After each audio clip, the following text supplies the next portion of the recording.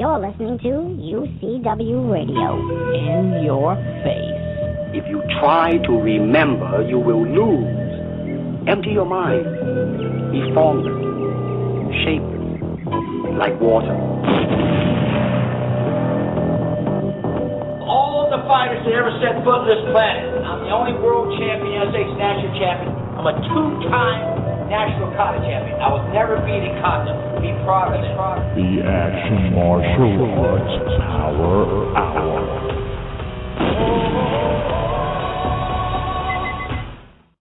All right, welcome to the Action Martial Arts Power Hour with your host, publisher of the Action Martial Arts magazine, the Honorable Master Alan Goldberg. Before we start the show today, we at the Power Hour want to remind all our listeners that it's Breast Cancer Awareness Month, and together we can find a cure. Now, Alan, are you with me? Yes, sir.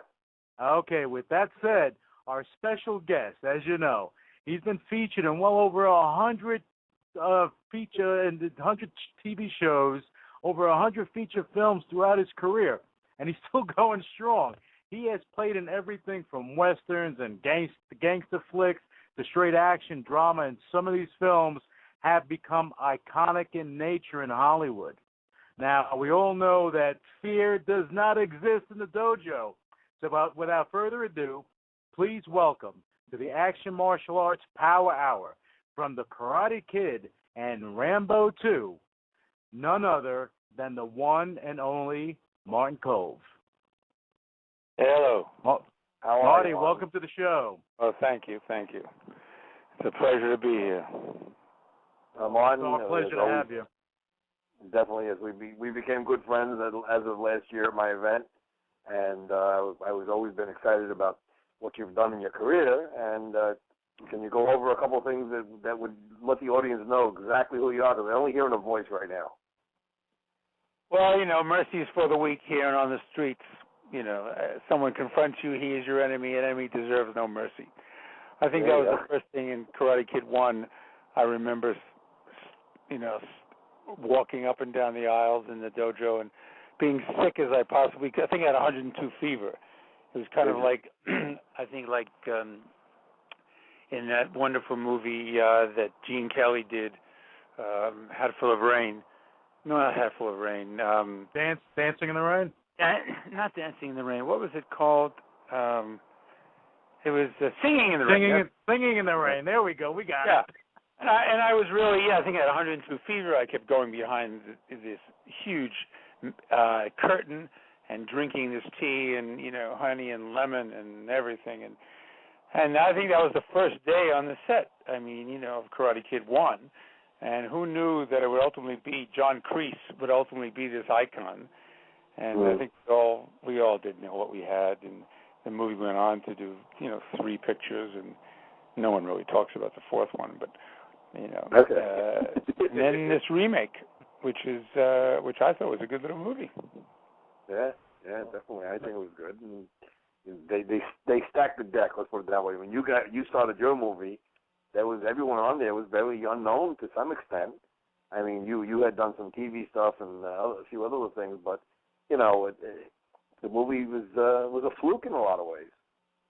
And I think all iconic pictures. I mean, years ago, if you think about Humphrey Bogart or James Stewart or Cary Grant, these cats had 5 and 6. Treasure of the Sierra Madre, The African Queen, Maltese Falcon, Casablanca. Humphrey Bogart had so many, classics under his belt. Now, as an actor, I think it's really tough to get, you're lucky if you get one. Harrison Ford, I think, probably in modern day actors, has the most between Star Wars and Raiders and actually that's about it, because he's so many Star Wars, but he didn't need any more than that. That way, that was quite enough, right? Yeah, think of all those movies. You got 4 Indiana Jones movies, and God, you have how many Star Wars pictures? At least 3 he's done. Yeah. Well, he made himself a name. He's done, other things that were pretty well, The President's Men, things like that were actually held pretty high. And you got guys like that they're good actors, so people kind of want to see them. And I think what the Karate Kid thing was always the underdog thing that actually brought it to where it was. And I mean, you weren't the underdog guy; you were the bad guy, but you still made yourself a name. So that was a good thing about that. Yeah, and I kind of, we never thought we had.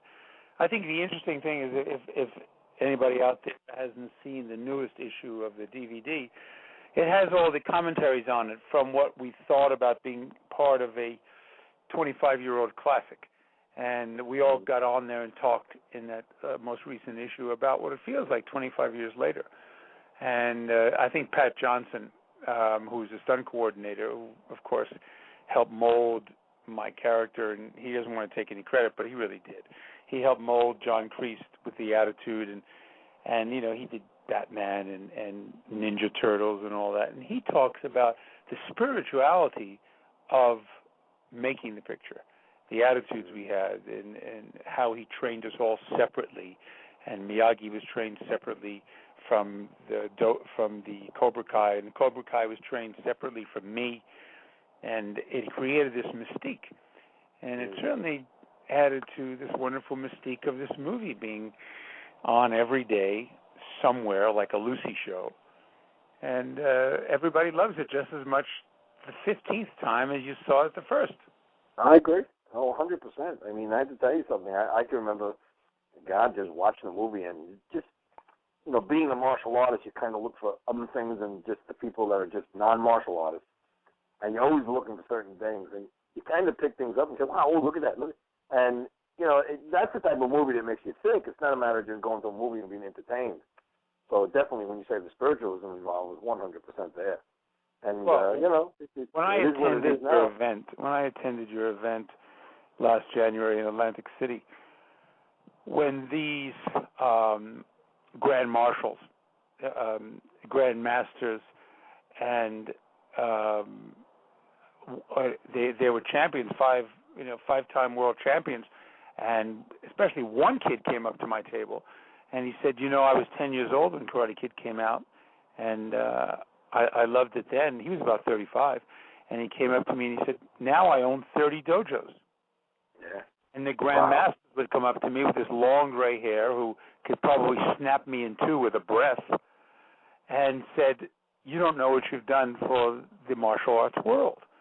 And then these five-time world champions would come up and say the same thing to me, and it would humble me to my knees, because it was done in such an affectionate, compassionate form of dialogue, not like, an autograph seeker, but someone who just wants to let you know what you've contributed to the wonderful discipline of martial arts, and I was humbled, so humbled. It was a I never call my event an autograph signing. I actually call it a showcase, because that's really what it turns into. You come to my event, and if people didn't even know, I think you had called me, we were at the last minute, and we got you in last year. And, when people came there and saw you there, it showcased you more than just people coming up for autographs.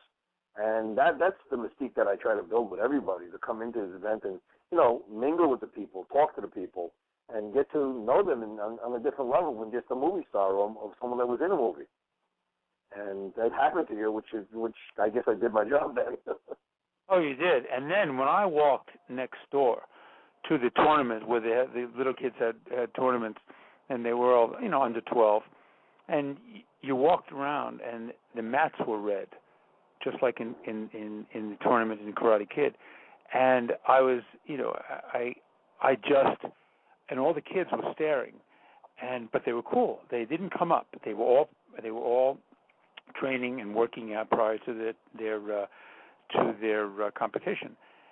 And I had this sense memory exercise that all of a sudden, watching these kids and feeling the sensations in the air and looking at the red mats, and I kept assuming the position of crossing my arms, putting my hands into my belt, the flat of my hands like I did in a movie, and I was back there. Alan, I was actually back there. The vibe was so strong spiritually that I was back. John Kreese in the tournament scene, in Karate Kid 1, back in whenever it was, November, December 1983. Wow. Yeah, I remember you had mentioned me. You were leaving. You told me that a little bit. I believe you talked to me. I was there for 20 minutes, and what was so fascinating is that one kid would come up to me and he said, Sensei, this is where you belong. And another kid 5 minutes later would come up and say, we're glad to have you here, Sensei. Just like that. And then walk off. Yeah. Walk off. Not say, can I have your autograph, take a picture with me. Just say that, deliver that line, and walk off. And it was magnificently haunting, Mm-hmm. That is very cool. Very cool. I got to give you a little story. I did mention you last year. And just said, I have a very dear friend of mine whose name is Bill DiClemente, and he has a website called The Real Karate Kid, and he was the one they wrote the movie about. And he has all the rights other than the movie rights. He has TV rights, and he has some merchandise rights, so other different things, and rights to use the name. And he was trying to push me. Once he knew I had you at my event, he goes, why don't you just make a kid-type thing, the Karate Kid kids thing, because I could use the name. And I've been thinking about it. I've been playing around with it, but we'll see what happens with it. I get so busy with my event, it gets a little crazy. So to do two events in a big way, I don't know if I would get involved at this point. But, well, it's a good idea if he has the rights, and most people don't know. You assume that motion picture rights include everything, but for all the listeners out there, there's, if you're lucky enough to write a book or create a character, the other rights after they make a movie about you. How fantastic that is! This man's lucky. But you should think about doing a Karate Kid series because everybody is now you have a built-in audience. We're thinking about something. Once I get a little closer to what my ideas about it is, I'll let you know more about it, of course, because you'll definitely be part of it. But what else would the audience know besides Rambo 2? I remember you did also Cagney and Lacey you were on. Yeah, I was Victor Becky on 6 years on the TV series Cagney and Lacey. And then we did a series of my own called Hard Time on Planet Earth, where I was an alien who comes down from the stars and tries to do good deeds in order to get back up to his planet. And we did Wyatt Earp. We had a wonderful time in Wyatt Earp with Kevin Costner and The Gambler. I love Westerns most of all, and I did the last installment, the 4-hour miniseries with Kenny Rogers called Gambler 5, Playing for Keeps. And there's a lot of movies. It was a wonderful picture. I didn't like doing it at the beginning. It was Steel Justice. And then people love it. It's such an interesting cult movie. It goes along with Last House on the Left and Death Race 2000, all those things you did in the early years that Stallone and I did Death Race 2000. And, whoever thought it would become a cult movie. And Last House on the Left, I can't even watch. It's so violent. Also becomes a cult movie, so... Get you busy. It's real interesting. Right now we're doing a internet television series. I'm real big on rejuvenating the West. So we're doing a very surrealistic Western called Six Gun Savior. And it's advertised on YouTube and you can see it. We're just, finishing the final touches of, we shoot about every 3 months, several episodes, and it'll eventually be a DVD movie, but it'll be on the internet. And it's a terrific Eric Roberts and myself. And Eric, we have he plays the devil and I play the mentor, and it's a lot of fun. But I just have projects going, that can resurrect the Western. I like to leave that legacy out there that the genre we were all weaned on in the 50s and the 60s, can come into fruition again. It just takes a new twist. It takes a different rhythm in the movie.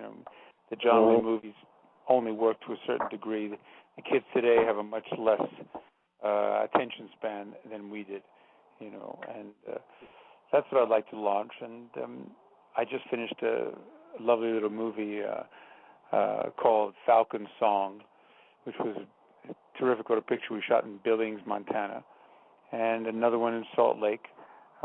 So, you know, it's with Anthony Michael Hall. And and you know, fun things are going on all the time. You know. So you're not sitting home waiting for the phone to ring. That's a good thing. No, I'm out there. You know, I just was in London doing an autograph show, which was fascinating. I do about 3-4 of these things a year, and I was in Germany as well, and it's you know, life's good. I've got 2 children who my son's in the business. His name is Jesse Kove, and I guess you all can look him up on the on IMDb. He's former of a little producer at the age of 21, and this wonderful little movie called Mischief Nights, and written by my girlfriend's son. And it's a very professional little movie, and they're shooting it on weekends. They couldn't wait for their funding, so a man named Richard Zelniker is directing it, and Jesse is producing as well as acting in it. And Ryan Cohn is the writer, and the kid just got a free ride to Berkeley for journalism, and he's 20 years old, and he's got a little movie that's being produced here in town. You know, when he wrote when he was 16. It's amazing. Amazing. So, Marty, can I ask you a question? Sure. All right. Now, look, your career is vast. We talked about it right at the intro of the show. You've done movies before Karate Kid that they actually made remakes of them later on, like The Last House on the Left and a few other movies. You know, I want our listeners to understand the dynamics with this. When the Karate Kid came calling, I mean, can you explain how that transpired? How they came to you? You mean the original? The original. Well, the original, to be perfectly honest, I remember a friend of mine, an actor named Paul Kozlo, came to my house, and he said, I just met John Avildsen, and he said I was just too small for this role. You should go up on it. Well, you know, I immediately called the agent, and the agent said, well, I had you up on it, and he didn't like your picture. So I called my PR guy, and he called the casting woman, and she set up another meeting, and I was given the script. 5 days, I was actually given the script on a Monday, and she said to me, you have all week to study it. Well, the very next morning I get a call, and she says, the director wants to see you at noon. I was really upset. I hadn't studied, and I was so angry. And at the time, my wife said to me, she says, use this anger, how you feel about this. Use it right now. And it's 9 o'clock in the morning. I got to be there in 3 hours, and we're doing the scene, and we're walking up and down the dojo. Mercy is for the weak here and on the streets, you know, and I'm berating the students. And I just went to see this director, and I just called him, you know, a major ass, and I said, you know, John Avildsen, we fire our agents and we fire our managers just to get appointments to see you when they don't come across, and give us appointments to see prominent directors such as you. And I said, but I didn't have any time with the script. You're a real ass. And I looked at the casting woman, and I said, so are you, Caro Jones. And I went right into the reading. Mercy is for the weak here, using all this venom I felt for these people. Mm-hmm. They loved it. Send me to Jerry Weintraub. Jerry Weintraub came 4 days late to the meeting. He was in Europe. I berated him right there just to get a hook on the energy and on the anger, and went right into Mercy is for the weak. He loved it. And then head of the studio and did the same thing, you know, and I got the part, you know. Mm-hmm. How often can you berate the director and get a part right after that? Well, because they're secure. I don't think you can do it on television because there's a lot of fragile egos there, and some people you can now because there are so many wonderful writers and directors coming into the cable world from the film business. So it's not as shaky. But, you know, I remember doing the same thing. I thought, well, that's the deal. And one time I went into an interview, and I had a prop gun in my bag, and they thought I wasn't unpredictable enough. So I got a second meeting, and I really wanted to do this movie with Chuck Norris and shooting in New Zealand, Finland, and Fiji. And I remember pulling this gun out of the bag at some given moment, and boom. I put it under the chin of this producer who was my biggest fan in the room. He was so frightened to death. I walked out of the room and I turned around to the three of them, the writer, director, and producer, and I said, "Gentlemen, I hope we can do business." Certainly, I get a call 10 minutes later that the role is mine, you know. And I did it one other time, and I was kicked out of the room. It was an HBO Dennis Hopper thing about Bobby Seale. I pulled the gun, kicked me right out of the room. They hated it. So it's the kind of thing, these kind of activities, you can't really do that anymore because of basic current events. Sometimes they work. I don't think I'd do it again because there were just too many variables to say no. You know, there's too much competition out there, and sometimes they work and sometimes they don't. So you got to really find out what is appropriate for the role, what's appropriate for the energy in the room, and you know, it's like that. You know, there's no formula for finding a successful film and doing an independent movie that makes noise. You know, it's really a crapshoot, no matter how you look at it. Yeah, I tell you a funny thing too. Even the Karate Kid was copied. Well, you know it was copied the last time by Will Smith, but Chuck Norris actually liked the Karate Kid so much, or loved it, if you want to say, he made Sidekicks, which was a complete copy of the Karate Kid. And I think they had asked Chuck to play my part. Oh, really?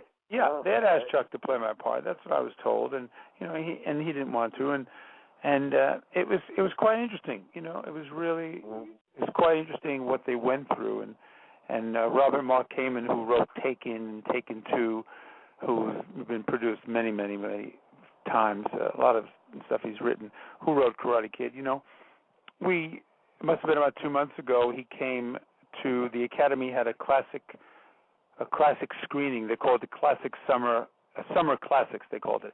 And they screened the Karate Kid outdoors for hundreds and hundreds of people here in Hollywood. And they screened 5 movies through the summer, and Karate Kid was one. And we had all the Cobra Kai there, and Robert came, and Billy Zapka is still a good friend of mine. I see Ralph occasionally. And we were all proud. The first time we had been together in 20 years. And the movie, first time I'd watched it in years, and it still holds up.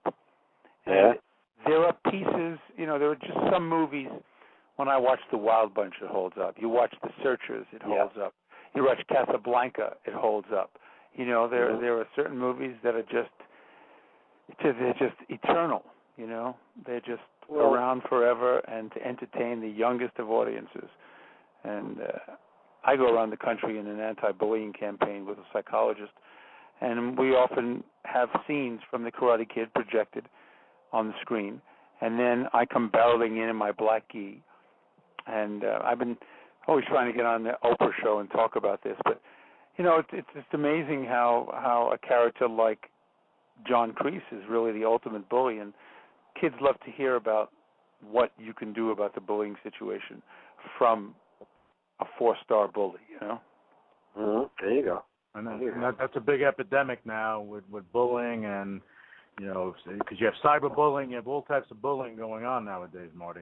Yeah, I mean, Sue Ellen Freed was a psychologist who came. We went to St. Louis and Cincinnati and Beverly Hills, and where else did we go? Chicago, and we traveled around, and we'd still like to do it. It's just really hard to do it at the time because we need a sponsor to you know, I didn't get paid to do this. I just took out time to do it, but it was a great chat that she gave the guidance teachers and the kids, and I came in at the end as icing on the cake and showed the 3 times I bullied kids in the tournament scene, and it's a tough problem because we all suffered from it. I mean, it goes back as far as Rome and ancient Greece. There were bullies then, you know, and what to do about it today? It's hard. It's a difficult problem, and you know, one day I'd love to go on Oprah and just talk about what the variables are, you know, to solve the problem. It needs to be taken far more seriously than it is because people in schools kind of shirk the responsibility to a degree because they don't know the answer. And parents are in the same problem. They have the same problem. Yeah, the point is when you notice, and that's important. If it's not being noticed, that's where the problems, you know, get worse, if you want to say. Certainly. Well, guys, when you have kids actually killing themselves from being bullied, there is a massive problem. And I'm glad that you're out there doing what you do, Marty, because, you got to get that message across not only to the kids, but also to the parents, the teachers, principals, administrators, whoever is there listening, so they understand that, bullying is not a joke. It's a serious thing, especially now when kids can do it from all different aspects, not only physical, mental, cyber, so on and so forth. Well, Martin, at my event, you met that girl there. She was doing the Kicking It, which is a bully program, which I'm involved with myself. And like you said, the funding. And recently, they're starting to get some funding in it because I think people are starting to see this as a major epidemic in this country. And if, as we as adults don't start seeing that there's got to be something done about it, we're going to have our own kids maybe in trouble down the road, or grandchildren, whatever it is. So very important for us to notice that as martial arts too. But why do we teach martial arts? For the simple fact that we're trying to teach these underlings or underdog how to defend themselves if they had to. So it's a circle, definitely a circle. I mean, it really gets down to what you can impair on these kids. John Kreese used karate as a, he used it as an offensive sport. And Miyagi used it as a defensive art. And that was between the two characters. And it works hand in hand with bullying if, you use the fact that you can handle yourself. If you study martial arts and you know that it's a defensive art, and you know that in your mind, and if someone bullies you, you are capable of dealing with it, and if you can talk your way out of it or somehow propose something that the bully gets the hint that he's in more danger than you are because you can truly defend yourself well. That's the value, is it that inner peace, that knowing that you can defend yourself against these people. And the only way to get that inner peace, I believe, is to train and to,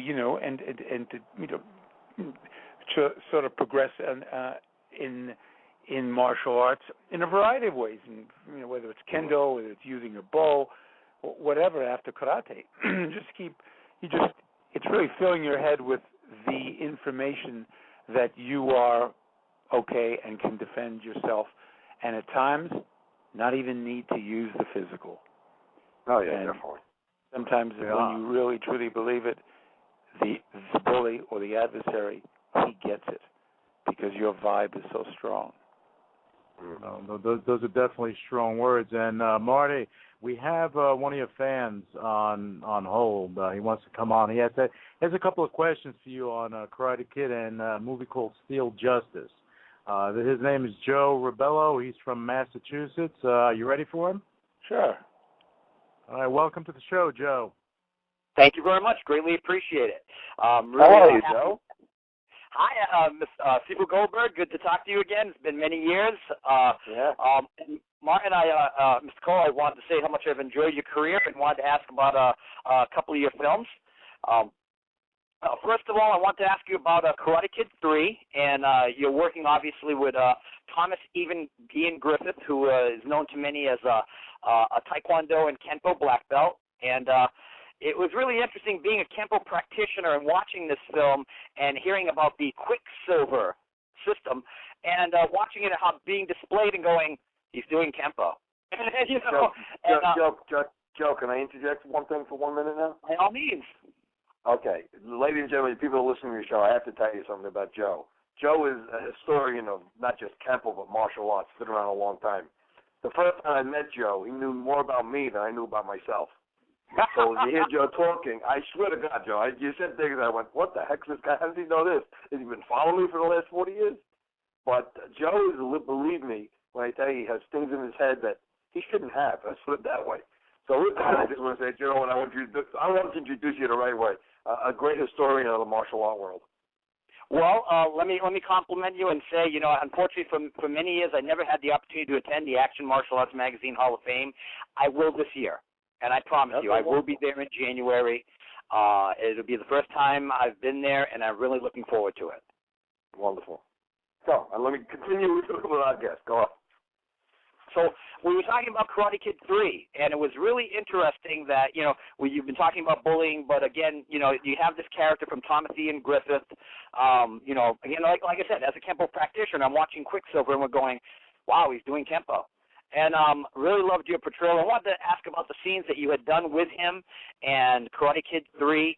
And also, I wanted to ask you, a lot of people aren't aware that your second martial arts film, and please correct me if I'm wrong, that really showcased you as a martial arts figure was the film called Steel Justice, where you portrayed a Vietnam veteran who basically hunted down the Vietnamese tunnel rats that would go into the tunnels. And if I'm not mistaken, Michael Pacina from Gordon Davis Sola's Okinawa Te was your fight instructor for using the double short wakizashi. So if you could tell us a little bit about both of those films and how you felt working on them and a little bit behind that. Well, you're right, Alan. This guy knows everything. It's frightening. Listen, he's going to tell you something about yourself. How many people know Gordon Dover Sola? How many people? Michael was my coach in that film. Yeah. In fact, Shion Takabota came in second to Michael because I was really interested in working with him with the wakizashis. He actually doubled me in a couple of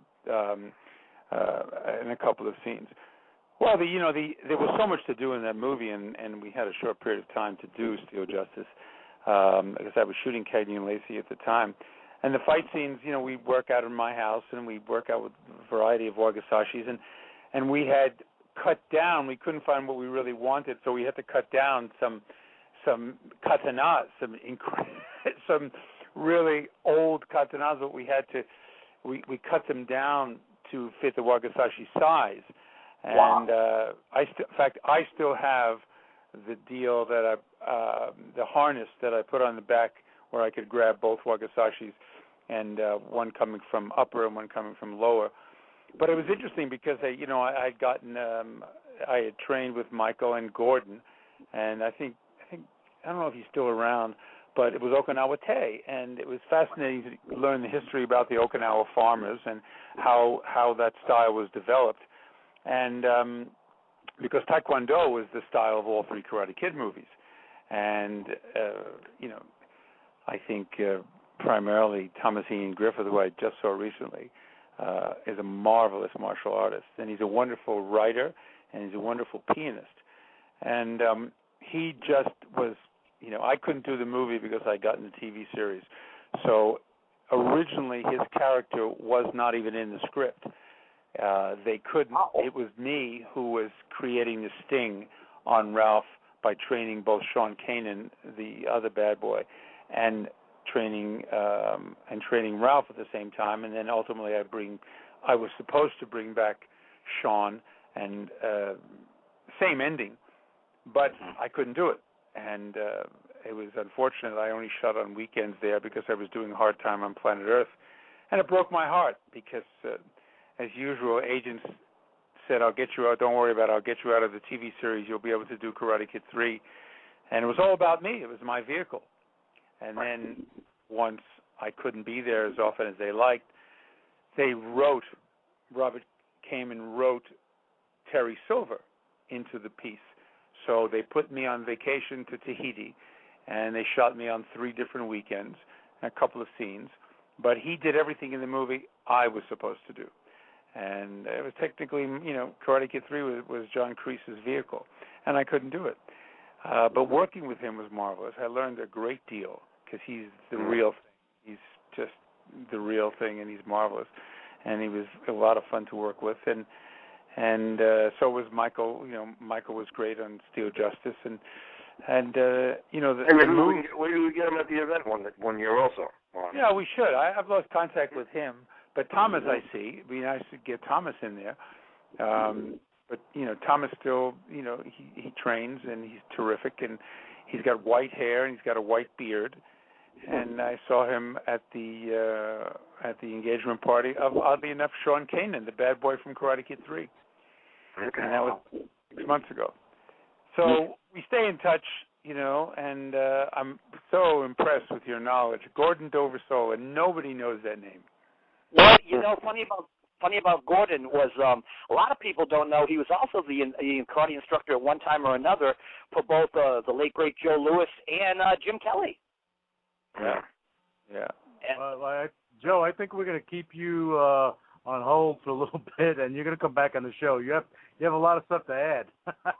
Yeah, you should talk about Enter the Dragon and all that, because there's a wonderful history about that movie with Jim Kelly and my Brooklyn actor mate there, who is John Saxon, who is wonderful.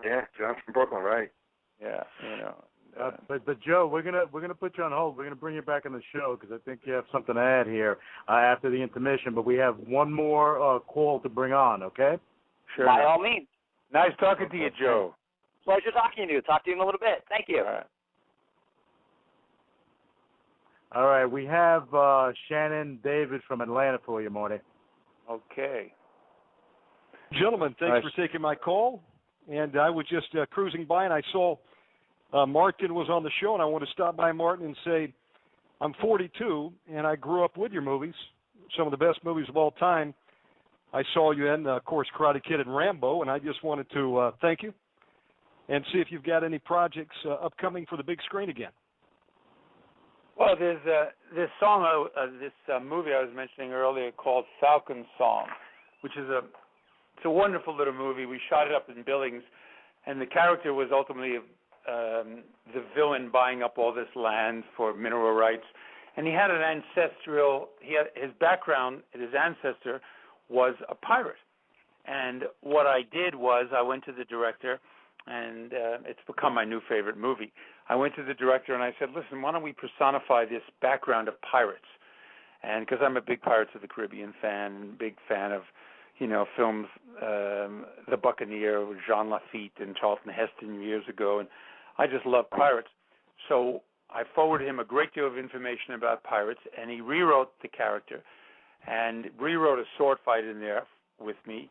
I paraded around, instead of parading around in a suit and tie, I wore red striped pants and high black boots, and I carry a flintlock, and it's going to be a terrific little movie. It's called The Falcon Song, and it'll probably be out sometime next year. And look for that, because I think it's just marvelous. I mean, what this guy did, spewing Lord Byron dialogue and spewing things from Robert Louis Stevenson, and it was really a guess. Cool. I enjoyed that very much, and it was directed by a fellow named Jason Brown. So just look for it. It's called Falcon Song, and it's really fun. And the other one with Anthony Michael Hall, which will be out next year, is called Friend Request. Friend Request, and it was written by Jason Velasco. And it's also a terrific little movie, sort of like Lethal Weapon. And I play police chief, and very humorous. It's really very humorous, and you'll have a good time looking for that. But there's an old adage, Martin. It says, they don't make actors like they used to, and I really believe to a large part that's true. You're of a generation where, real character. You know how to act. You're the ultimate bad boy in movies, and I appreciate your work, and keep it up, my friend. Oh, thank you. You're very kind. Thank you very much. Thank you. Thank you for coming on the air. To you both. Appreciate it. Thank you. Bye-bye. Thank you. God bless. Okay, on that note, we're going to take a quick commercial break, and we're going to be right back with Martin Kove, your host, Alan Goldberg, and we're going to have our special co-host, Alan Woodman, coming on. So just hang on. We're going to be right back in a minute. You're listening to UCW Radio, in your face. Audience, say it with me. Legendary. It's going to be legendary. It's going to be legendary. It's going to be legendary. It's going to be legendary. Action Martial Art Magazine, January 25th, 26th, Hall of Fame, right in the Tropicana Hotel. Be there, bigger, better than ever. The ultimate martial art event, biggest martial event in the world. Tropicana Hotel. You want to contact me, 718-856-8070, or go to our website, actionmagstore.com. I like their size. I love their texture. Their shape, feel. They complete me. Big, small, it doesn't matter. Yes, I like boobies. Love boobies. Yes, I love boobies. Yes, I love boobies. I love boobs.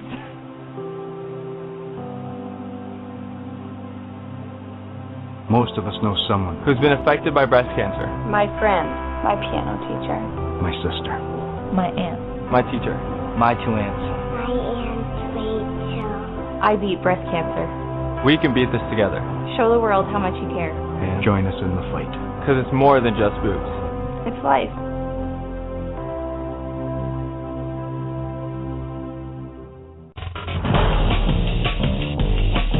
UCI will ban Lance Armstrong from cycling, and UCI will strip him of his 7 Tour de France titles. Lance Armstrong has no place in cycling. UCI will also recognise the sanctions imposed upon the riders who testified against Lance Armstrong. UCI indeed thanks them for telling their stories. UCI likewise has nothing to hide in responding to the USADA report, and that is also the purpose of today's press conference. And to inform you that the UCI has called a special meeting of the UCI Management Committee next Friday to discuss this report and the measures which the UCI wishes to put in place in order that we are never faced with such a situation in the future. Home sales activity was at an annual pace of 4.8 million, with a median home price of $187,000. That's up 9.5% from the same time last year. According to Freddie Mac, the national average rate on a 30-year fixed-rate mortgage fell to 3.49%, a new historic low. DDP Yoga. It ain't your mama's yoga. Over the last 12 years, I developed this amazing program I now call DDP Yoga, specifically to strengthen and heal my own body. It's the only reason I was able to wrestle in the ring well over 15 years and 3 world championships. And now, I want to bring this amazing workout to you, and it will change the way you think about the word yoga. DDP Yoga is all about zero impact, kick-ass cardio, increased flexibility, and core strength conditioning. It's like nothing you have ever seen or done before. DDP Yoga. It ain't your mama's yoga. You're listening to UCW Radio, in your face. I love that. All right, welcome back to the Action Martial Arts Power Hour with Master Alan Goldberg and our very special guest, Martin Kove from the Karate Kid and Rambo 2 and about a zillion other movies. The guy's been around and he's still going strong. All right, and for this half of the show, I'm going to be bowing out to welcome our special co-host for the rest of the show, Alan Woodman. So, guys, it's all there for you. Hey, Alan, how you doing, buddy? I'm good, Alan. How you doing, Steve? Good. How was your trip? It was fantastic. Lots of great friends, great people to meet out there on the West Coast. It was, we just had an awesome time. It was just fantastic. Wonderful. You have anything you want to speak to Martin about? Actually, I just wanted to say hello to Marty once again because we worked on Mercenary, which is one of our best films, I think. I don't know why a lot of people haven't seen it, but it really is an amazing film. I really enjoyed that movie. I mean, I actually think the director cut the movie way too tight, and I mean, because I really enjoyed the scenes. I see Olivier Gruner occasionally, and and was always friends with John Ritter, who was, really missed. And John did a great job as a serious character there, and I really enjoyed that movie, locations and all, and I think it deserved a lot more notoriety than it received. The fight scenes were good, and we it was really a gas doing that movie. I totally enjoyed that picture, and I think it somehow it was cut so tightly that everything moved too fast, and you can sort of suffer that as well as the other way, cutting really loose. And I think it was the director. It was his fault, and But it's a terrific little picture. It's very well done, and you buy everybody's performance in it. And the locations were great, just wonderful. Yeah, we shot that in La Jolla, San Diego, and in Utah. And I think you were out in Utah with us too. I think, weren't you, for quite a bit? No, I didn't go to Utah. I was in San Diego, and San Diego. Yeah. I mean, one of the stars of that whole movie was the production designer. I've forgotten his name, but he recreated an Afghanistan lair of mine with my mercenaries. That was just fantastic. I mean, I was impressed. This whole basement, huge basement of an unoccupied hotel. The El Cortez downtown. Yeah. Yeah, I mean, it was fantastic. And, I mean, I try to, sometimes you have an acting reel and you put together your favorite scenes from different movies. And oddly enough, one of my favorite scenes is from that movie. And, because I play with a Russian accent, and, I think his character's name was Phoenix, I think. Yeah, and, actually, that was your character, yeah. And hey, Mark, I just wanted to let you know, I don't know if you knew this at the time, but actually, I was dating a young lady at the time, Pamela Morales, and that was the girl that you cut with the sword and killed in that fight scene that you had with Olivier in that den. By the way. Was that the girl that I was making love to? That's the one. Yeah. That's very funny. I'll tell you a funny story about that. And it's a rape scene, and must have been a couple of years ago. So, are you still dating her? No. Oh, okay. Let's tell you the story. So I'm in a restaurant, and I hadn't seen this person probably. I think when we make that movie, 1996, I think. I believe it was 96, yeah. Yeah, and all of a sudden, this girl was being raped by me, but not it wasn't that descriptive. It was just, as if we were having sex already. And this character, they bring in different women, and it was a mercenary kind of thing.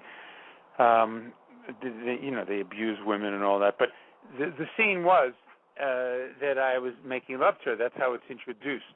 The top of that scene when he comes in and they have the final fight, and it's a restaurant, and the girl sees me from the other side, and she screams out in the restaurant, Martin Kove, do you remember me? You raped me down in San Diego. Oh, my God. I said, oh, my God. Well, that can't be real good for you publicly. No, and then, then we she came across and we hugged each other and all that, and it became obvious. I think she said, you raped me in Mercenary, remember me? That's what I think she said. So nobody was really nobody went for their gun, She was a beautiful young lady, and she was a very nice person. Still is to this day. She's a really great actress, wonderful actress, and it was a great that you did that scene with her. It was really awesome. Yeah, I bumped into her. I actually bumped into her, and we chatted a couple of times. I think I saw her for coffee another time, and she was, she was working still as an actress. And this is just about, I would say, about 3 years ago. Oh, wow. It was really funny. Really funny. Alan, do you know we have still on the line here? We have Mr. Rebello. Master Rebello, do you know him? Do I know him? Yes. Didn't we just talk to Joe? Yeah, do you know Joe? No. Oh, do I know Joe? No. I'm sorry, Alan Woodman. Do you know Joe? Oh, Alan. Oh, no. Actually, I may know him by face. I'm horrible with names. I meet so many people, especially after I just came back from the West Coast, and 1,000 people are telling me their names, and so if I just don't know everybody's name, I apologize. If I saw your face, I'd be Interesting gentlemen. I know you two will get along because you're both somewhat historians of the martial art world, so I think you two would get along well. Anyway, I enjoy anybody that can teach about true history of martial arts. That's my big thing, Alan. So. I'm sure he sounds like an amazing person that I'd love to talk to. Just don't call me doctor, that's all. Anyway. Next. It's really interesting, what comes up when I think about this little reel that I put Mercenary on. Who else is on that reel but Bolo Young? Yeah. The final scene, and we did in Shoot Fighter, where I think we're fighting with bows and in a cage. And he was also very gracious. I mean, you know, he was terrific, and we had a really terrific fight that I put on my action reel because it was so good, you know. And oddly enough, yesterday I just enrolled in LA Fitness, which is a club here, and the trainer that I'm working with trains Bolo Young's kid. Okay. And you know, he showed me pictures of him. I guess he's 30, 32, and fascinating, built like, you know, just cut all over. And I don't remember his name, but it was just the world gets smaller and smaller. And seeing Bolo at your tournament was terrific. I mean, the array of people at your tournament, Alan, this year actually, just passed the one in January. I mean, to see John Saxon and Jim Kelly and all these people that I, you know, prior to becoming a martial artist in early 80s, I mean, they were just faces in favorite movies of mine. The Appaloosa, you know, John Saxon was, you know, this wonderful Mexican in the Appaloosa, and I loved Enter the Dragon. So everybody in there, John Saxon was in that, as well as Jim Kelly, and I remember being introduced to the martial arts world through Enter the Dragon, because it wasn't. I only became conscious of the Kurosawa films later on. Well, who wasn't really? If you think about it, you know, Enter the Dragon was like the West Side Story of musicals. Yeah, I mean, 66. I mean, right. It was actually right. I mean, I was very young and didn't know much about martial arts, but I knew this was a studio movie. It was a little different because the way it was orchestrated and it was structured differently, and they spent a little more money than a lot of the Hong Kong pictures, you know. Yeah. And the only thing I had remembered really was Seven Samurai, Yojimbo, The Blind Swordsman, and then Zatoichi, the Blind Swordsman. But those were, to me, they weren't really martial arts movies in the sense they were a little more spiritual, and you know, they were more of an art form than a lot of, you know, things like Kung Fu Hustle and all these other martial arts films that came out, you know, and some of the Bruce Lee movies. I found them all to be fascinating, the Kurosawa work. But that's how I was introduced to martial arts, was basically through Enter the Dragon. You know, I think, and you know, going as far back, I think the greatest classic I really remember at best was Ron, Kurosawa's Ron. Ron, yes. Which was the first, I remember it to be the first movie to use classical music over battle scenes. And then I think Oliver Stone did it with Platoon, but I remember how brilliant a choice that was, to see Ron and this gorgeous, gorgeous battle scene, and there it was, thematically, this classical music over the top of it, and it so depicted the violence and how, you know, God knows, you know, that period of time when the samurai was ending, and it's like the end of the gunfighter, you know. It's just very much like the Wild Bunch, like, you know, the era is over. You know. Hey, Marty, you know, when I was in Japan, I actually went to Akitu, where part of that film was actually shot. The one big castle fight scene, the battle that they had, that's actually filmed in Akita, which is north of Tokyo. It's really amazing just to go there and kind of see the same shots that you saw in that film so long ago and stuff. It's a really amazingly done, well film. You know, Akira Kurosawa.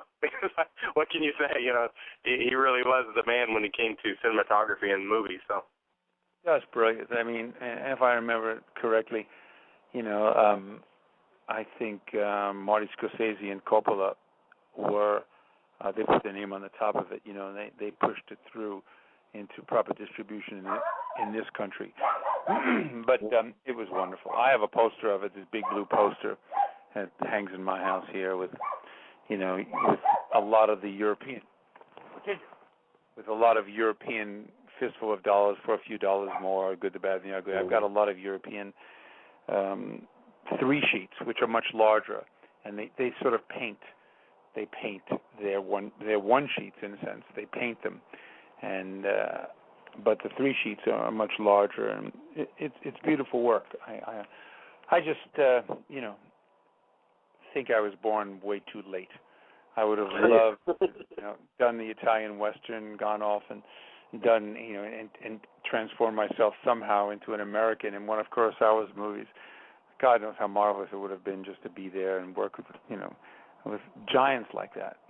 Sergio Leone I met once, and I had a wonderful time with Sergio Leone. I was at the Cannes Film Festival, and I so wanted to chat with him, and we chatted at Martinez Hotel, and I knew so much about his movies, and he didn't speak English very well. He had his brother-in-law there as a translator. I think this is just before Once Upon a Time in America. And we chatted. It was in May, and it was a fascinating experience. And I found out 6 months later he was coming to the Chateau Marmont to interview American actors for Once Upon a Time in America. So I learned in Italian how to say, "Do you remember me? We met in Cannes." And I learned how to say that in Italian. So I got to the appointment, and I went up to the Chateau Marmont, and he's sitting there with the same brother-in-law. And I said, in fluent Italian, "Do you remember me? We talked in Cannes 6 months ago." And then he says, in better English than I've heard him speak, he says, "Do I remember you? Of course I remember you. You're the boy who knows more about my movies than me."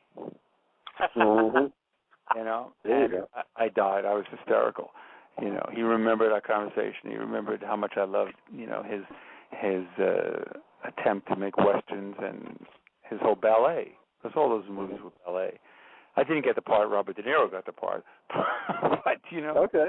But he remembers you. Yeah. But it was really fun. He had picked up his English, and "Do you remember me?" Of course, these guys have interminable memories. I mean, they remember everything. These directors. Yeah. Marty, just so you know, I wanted to let you know that I have a school. I'm actually in just north of Philadelphia, PA now, where I live, but I have a school in the Bronx, New York. And last year at Alan's event, or this January at Alan's event, you signed a poster for me and a picture, and that actually sits up in near the entrance of the school. So it's one of the first things that people see when they come in. So I wanted to thank you for that. It was really nice of you to give me that as a present. I appreciate it. Well, we'll chat when you come to the event in January. Yeah, we will. 25th, is it, Alan? Yeah, 25th, 26th. Well, you're going to come in on the 24th because we have our little dinner for celebrities. All right. And then the 25th is the trade show and wine and cheese party. 26th is the trade show again, and then the nighttime is our banquet. So we got a whole weekend to party. It's a wonderful event, whoever's listening out there, and you can get yourself. Same location? There you go. Same location, it's Atlantic City. Same location, Tropicana Hotel. Same location. Yeah, it's great. Great stuff. Good really. Location. People like it there. And I even ask people me to move it, go different. And I say, if it's not broken, don't fix it. The place is perfect for everything that we do. Everyone enjoys it there. We got good rates, good things going on for everything. So we kind of just want to keep it going in the same place. But it was spiritual. That's what's so fascinating about that event, with so many people and so many killers. I mean, these guys were just killers. I mean, they were just, all the 5-time world champs and all those people I met. They just the real thing. The grandmasters and all, but so humble. It was my first experience with such humility. It was just amazing, and they're so formidable and accomplished and all of that. And yet, if you think about the what Karate Kid did for the martial arts world, but as an actor, it's just another body of work that you do. To me at the time, it was just another heavy. And you don't really.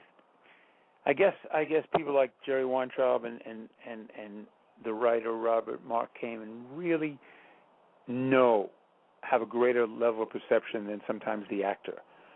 The actor just can immerse himself in the role. The director, John Avildsen, obviously knew what he had, and it was fascinating how the three of them, I believe, saw the whole picture of how well this movie would do. and it was only about $9 million. I mean, it wasn't a lot, big, expensive. None of the actors had a sense of the success. Well, it actually, if I remember correctly, it actually kind of got panned by a couple of critics who called it a low-budget, childish remake of Rocky, if I'm not mistaken. Yeah, I mean, there was some negatives there. I mean, John directed Rocky, so, you know, I mean, they would just hit that and personify the insecurity of so many of these reviewers, you know, would love to be in the game and be the artist and you know, have inconsistent paychecks in their lives, and well, that's the part they don't want to have. So that's what, you know, they take the reviewer point of view. But, you know, by and large, most of the reviewers were articulate and liked the movie, and God, I'd love to go back and read some of the reviews from 1984. And I didn't even see the first screening. I was shooting a movie in Washington, and I remember my wife at the time went with my stepson, and all she told me was, I said, how was the movie? And she says, you were good. And I said, is that it? She says, yeah, you were good. And, you know, she's from New Zealand, and you know, and she, you know, very English, you know, and reasonably cold in that respect, and I wanted to know more, but I remember the character was a comic book character. He was one-dimensional. You know, I remember John Avildsen always telling me, you know, don't smile. Don't give me the Marty Kove twinkle. I want just evil and death. That's what he would tell me every time I tried to, like, smile in the movie. And he was 100% correct, you know. Well, it worked out. Definitely did. It's funny, you know, when you look at that type of movie, and you know, from the standpoint of just martial arts, not even martial arts at the time, but just fans of it, it will always hold a special place in our heart because we see our own children in that movie, even, let alone ourselves. And as we grow up, we, you know, what kid is not going to watch that movie and love it even today? Yeah, you're absolutely right, and I get that from kids today. The kids are more articulate than we were at their age, and the 10 or the 15-year-old will just get it. You know, I think one of my doctors, his kids are 7 and 8, and I gave him a copy of the disc, and they don't stop talking about it. And every time I go to see this, he says, you know, my kids, and you know, they're young children, and they're from Colombia, and they, you know, they speak the language, but I mean, they were raised in Colombia, South America, and it rings bells, and you know, all over the world. It's as an actor, you wish you could have half a dozen of those movies, you know. Right. You know, you really do. Well, when I was in Japan, actually, I had a bunch of friends, and I invited over to my house, and we sat down and we actually watched the Karate Kid. And the funny thing is, in Japan, the title is actually not called Karate Kid, believe it or not. In Japan, it's called Best Kid, right? So, you know, when I was saying the movie Karate Kid, they go, I've never seen it. And then when they came to the house and we're watching the film all together, they're like, oh, I know this is a Best Kid movie. And it was so, you know, it's so unique that literally, I mean, globally, I think you can go to any country in the world, and I don't think that there's one person who really has not seen this movie or knows about it, and knows about, especially about your character. So I think I think that right there is a testament to how good the film actually is. Yeah, I think you're right. I really think you're right. And I guess, you know, I did an autograph show with Ralph, something called Chiller Theater, which is in New York, and it's primarily a horror. Most of the movies and the guests are all from different horror films, and I had gone with the cast of Last House on the Left. And this was a few years ago, and I'd never been to an autograph show, and most of the cast members weren't doing any business. And I didn't even have a photograph of myself as the deputy in Last House on the Left because I never liked the movie. And, you know, having twins and there being so much violence and rape in that movie, it wasn't my cup of tea. And Orion, who I was doing Cagney and Lacey for, had distributed the movie. Bottom line was, all the photographs I sold and I made a lot of money that weekend, were Karate Kid pictures. Never had a Last House on the Left photograph with myself. So I know everything I sold was Karate Kid, and it was amazing, just truly amazing. Wasn't that in Jersey, that one night, the show? Yeah, it was right there opposite the metal. Yeah, I remember. It was a very big show. It turned out to be a big show. Yeah, they get 30,000 people flying through there. Yeah. I had, never seen anything like it, and yet it was Karate Kid. It wasn't that cult movie, Last House on the Left, which has been remade, and Death Race 2000 has been remade, but that picture, it's just we all like to have a few of them under our belt like that, I actually have a question for Marty, if I could. I wanted this kind of personal question for you, and you can tell me how you feel about it. There's the first part of the question would be, who is the best actor that you worked with so far in your career? And I know you probably got at least another 40 years in you or more. and who's an actor? The second part would be, who's an actor that you really wanted to work with, haven't had the opportunity to do so? It's an easy one. The first answer is Anthony Hopkins. There's a movie out there that's on cable a lot. It's called Bare Knuckles. Wonderful. Eric Adibara, he's a wonderful young director, and I play this washed up promoter of women in the fight world, and it's called Bare Knuckles, and you can get it on Netflix. It's all over the cable. Sonny Cool. Yeah. Oh my God. Yeah. Sonny Cool, you remember? So Sonny Cool, we're in Malibu, and one day Anthony Hopkins, his set designer of a movie he had finished, was set designer on our set. And he went up to the director and he says, I want to be in your movie. And we're shooting at this big mansion in Malibu. And of course the director, was introduced to him, but thought he was just kidding. He asked 3 times to be part of this scene. And the director runs up to me and says, you got to help me. We got to improvise something. Only you can do this. And he wants to do a scene with you. I said, oh, God. So all of a sudden, I concocted this whole deal in my head about he and I running street fighting in Hong Kong and betting on street fights in Hong Kong. And I created this whole thing about I haven't seen you in 10 years, blah, blah, blah, blah, blah. He picked up on it. Cameras rolled. We had a ball. Did about a five-minute improv. And it was brilliant. It was so much fun. And I never saw this before, but every actor wanted to walk into the scene for some reason and say something. Actors that had no business being in the scene, but because it was an improv, the directors rolled the camera and just let it sit on us. And it was fascinating. It's like everybody was hungry to get some footage with Anthony Hopkins so they can put it on their acting reel. Wow. It was amazing. So for sure, he was the finest actor I've ever worked with. And then, because he never signed a release, his scene was cut out of the movie. Wow. Yeah, everybody was so enamored that he was there, forgot to give him a release.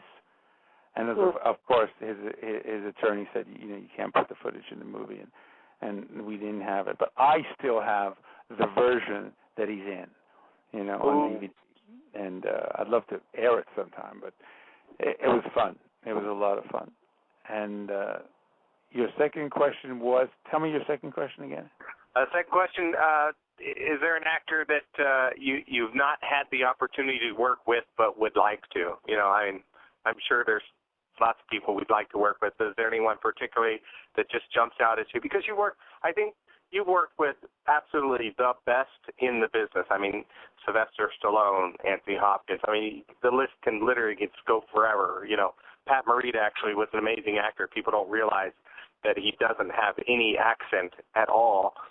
Right. Mr. Miyagi with that accent.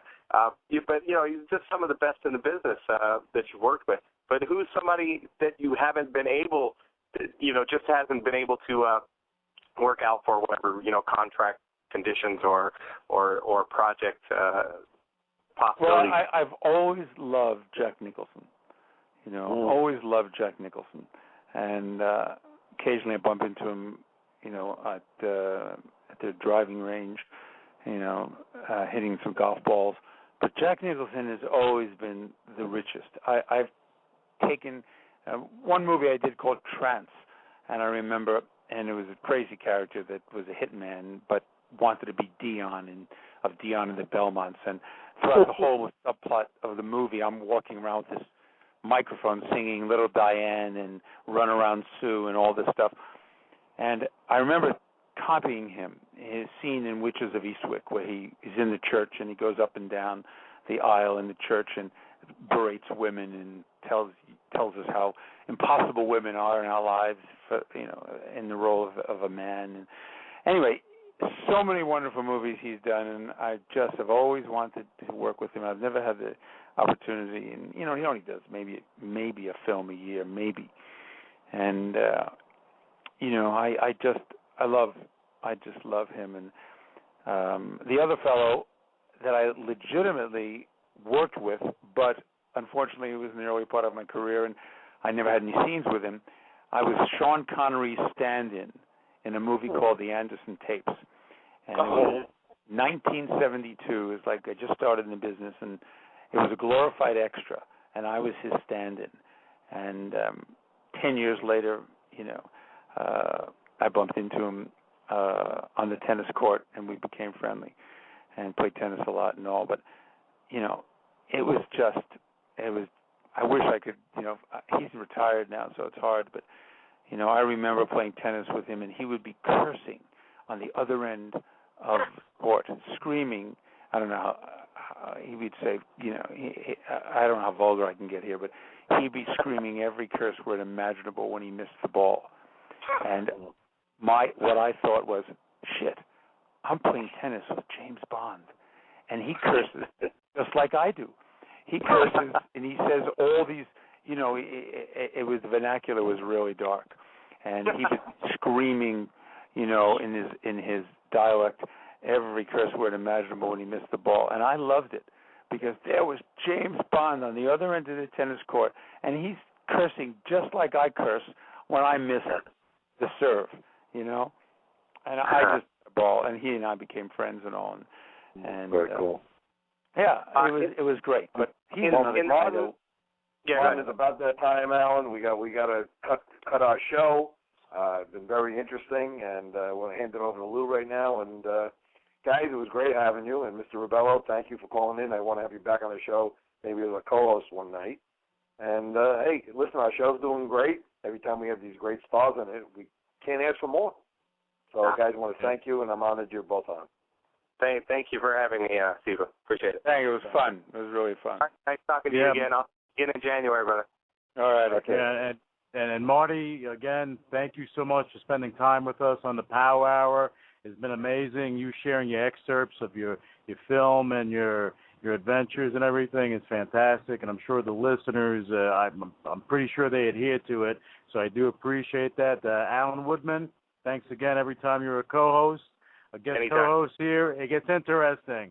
No doubt about it. And we have Joe Ribello from Massachusetts. He came on, gave us a whole bunch of information. We couldn't bring him back on, but we'll bring him on in future episodes because I think he's going to start spinning people's heads, especially when we start talking about the doctor thing, which we'll get into another time, right? Right, Alan? All right, guys, Thank you so much. And, again, we'll see everyone in January. Yes, sir. Just let everyone know that these shows are archived. Legendary. It's going to be legendary. It's going to be legendary. It's going to be legendary. It's going to be legendary. The Ultimate Martial Arts Experience, Action Martial Arts Magazine Hall of Fame, January 25th to 26th this year. Don't miss it. It's bigger and better than ever. More stars, more people, bigger rooms. We're expanding everything. Friday night parties, seminars. So be there. You need to call me, 718-856-8070. I'll tell you more.